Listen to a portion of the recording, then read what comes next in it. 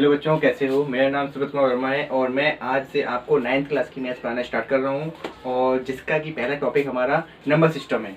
ठीक है, चलिए आइए स्टार्ट करते हैं।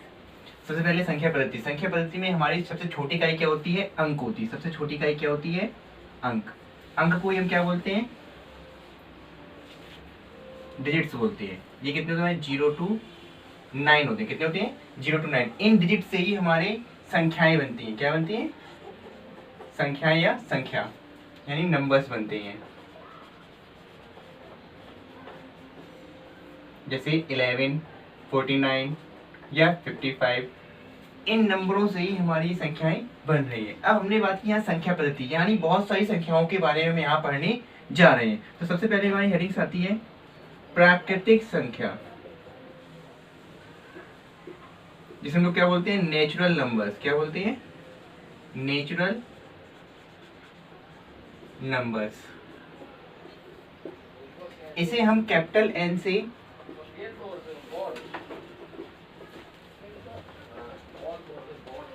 लिखते हैं। Capital N equal to 1 2 3 4 dot dot dot dot infinity. यहाँ पे अगर आप गौर से देखिए, यहाँ पे 1 के बाद क्या है? 2 3 4 5 डॉट डॉट इंफिनिटी। अगर ये हमारी बिल्कुल काउंटिंग की तरह ही हो रही है, बिल्कुल ये कैसी होती है? हमारी प्राकृतिक संख्या गिनती की तरह ही होती है। अगर हम बात करें ये कैसे काम करती है, तो 1 सक्सेसर। सक्सेसर मतलब क्या? अगर इसमें हम 1 एक ऐड कर दें तो कितना हो जाएगा? 2। अगर 2 सक्सेसर की बात करें कितना आएगा? 2 + 1 3 आ जाएगा। तो बिल्कुल हमारी क्या होती है? बिल्कुल गिनती की तरह होती हैं। ठीक है, अब यहाँ पे एक इम्पोर्टेंट बात हमारी ये है कि 0 प्राकृतिक संख्या नहीं है। जो 0 है वो प्राकृतिक संख्या नहीं है। एक सबसे छोटी प्राकृतिक संख्या है। ठीक है, अब इसके बाद हमारी जस्ट सेकंड हेडिंग आती है पूर्ण संख्या। इसको हम लोग बोलते हैं होल नंबर्स।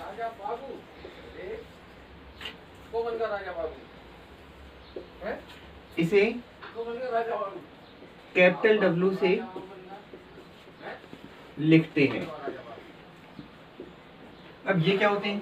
जो हमारे नेचुरल नंबर्स होते हैं, नेचुरल नंबर्स की स्टार्टिंग कहाँ से होती है? 1 से होती है। और जो हमारे होल नंबर्स होते हैं इसकी स्टार्टिंग किससे होती है? इसकी स्टार्टिंग हमारी 0 से होती है। 0 1 2 3 4 डॉट डॉट डॉट इंफिनिटी। यहाँ पे 0 सबसे छोटी पूर्ण संख्या है। ठीक है, अब हम बात करते हैं नेक्स्ट हेडिंग की।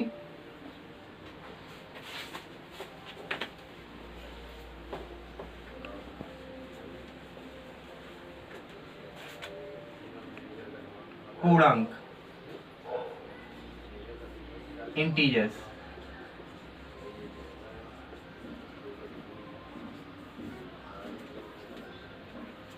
पूर्णांक को हम लोग आई से रिप्लेस करते हैं। इसे आई से या फिर जेड से लिखते हैं।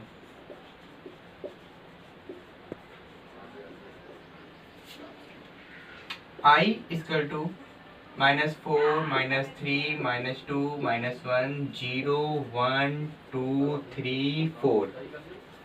अगर आप गौर से यहाँ पे नेगेटिव नंबर्स भी आ रहे हैं, पॉजिटिव नंबर्स भी आ रहे हैं। तो हम बात करते हैं पूर्णांक में 2 प्रकार के होते हैं, धनात्मक और ऋणात्मक, यानी नेगेटिव पॉजिटिव।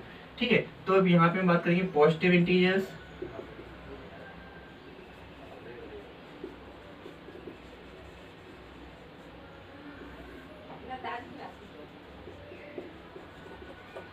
धनात्मक पूर्णांक, इसको I प्लस से लिखते हैं।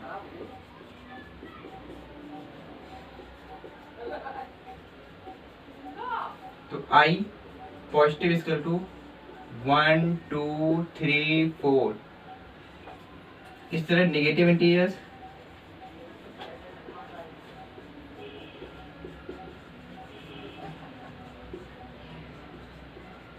ऋणात्मक पूर्णांक। इसे i माइनस से लिखते हैं।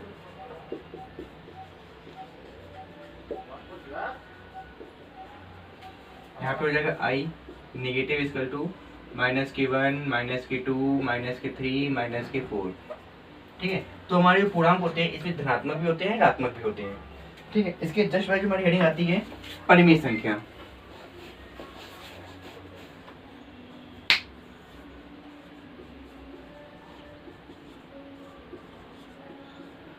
जिसे हम लोग क्या बोलते हैं, रेशनल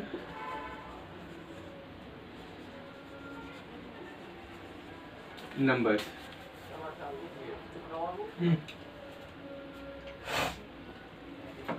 रेशनल नंबर्स में क्या होता है, अब यहाँ पे देखिए रेशनल नंबर यानी क्या है, रेशियो। अगर यहाँ पे स्टार्टिंग देखिए रेशियो, तो रेशियो मतलब क्या होता है, ऐसी संख्याएं जो हमारे अपॉन के रूप में हो यानी बटे के रूप में यानी p बाई क्यू के रूप में हो, वो हमारी परिमेय संख्या कहलाती है। लिखो यहाँ पे ऐसी संख्याएं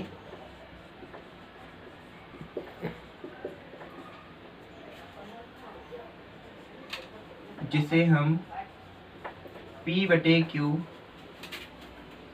के रूप में लिख सकते हैं,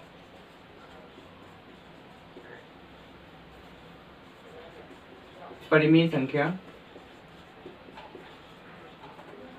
कहलाती हैं।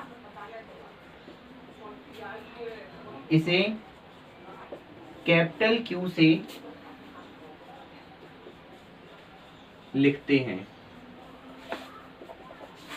P और Q यहाँ पे क्या होते हैं, हमारे कैपिटल P और Q हमारे पूर्णांक होते हैं। P और Q क्या होते हैं, यहाँ पे पूर्णांक होते हैं हमारे।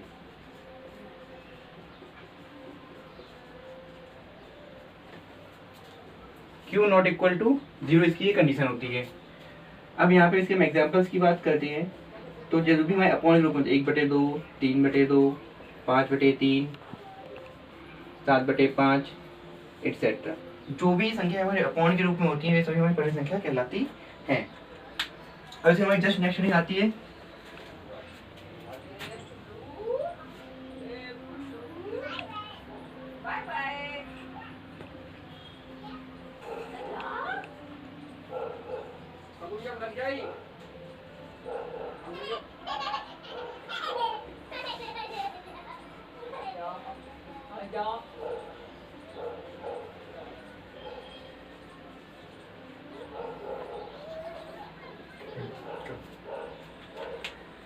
परिमेय संख्या। इसे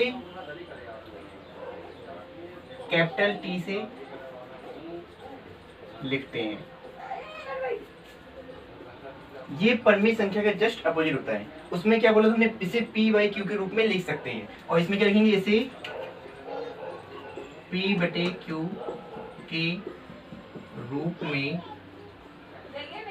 नहीं लिख सकते हैं।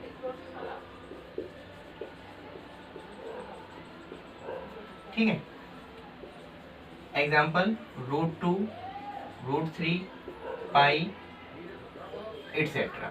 जो हमारी √2 है ये सबसे पहले खोजी गई अपरिमेय संख्या